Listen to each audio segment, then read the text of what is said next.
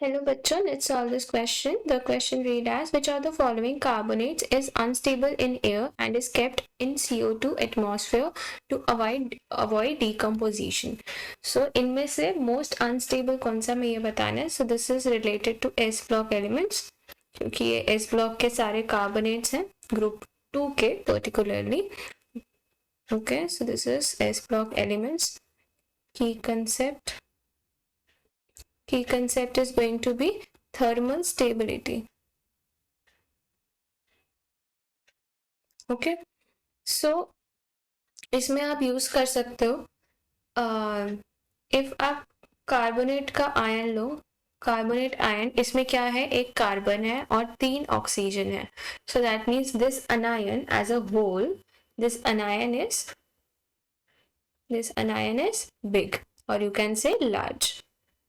Okay, और अगर आप ग्रुप 2 एलिमेंट्स लो, बेरिलियम, मैग्नीशियम,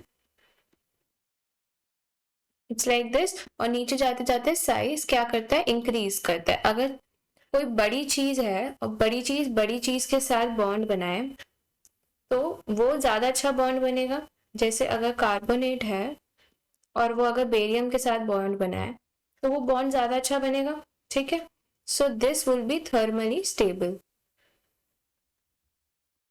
ओके, क्योंकि साइज जो है वो कंपैरेबल है.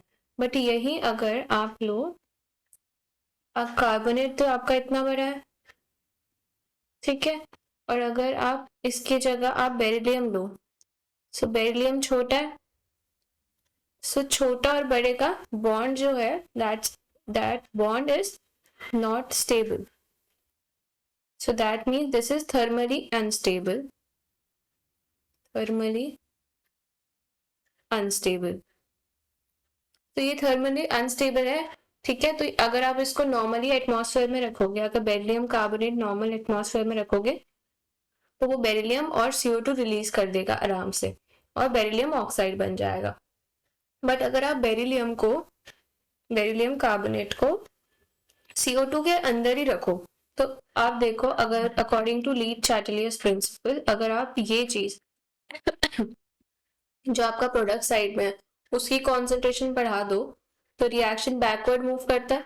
तो मतलब बेरिलियम कार्बोनेट ऐसे ही रहेगा. दैट्स वाई हम उसको बेरिलियम कार्बोनेट को CO2 में रखते हैं ताकि बेरिलियम कार्बोनेट मेंटेन रहे और डिकम्पोज ना हो. ठीक है, so correct option is option A. Due to small size of cation and large size of anion उसकी थर्मल स्टेबिलिटी कम होती है जिसकी वजह से उसको CO2 में रखना पड़ता है.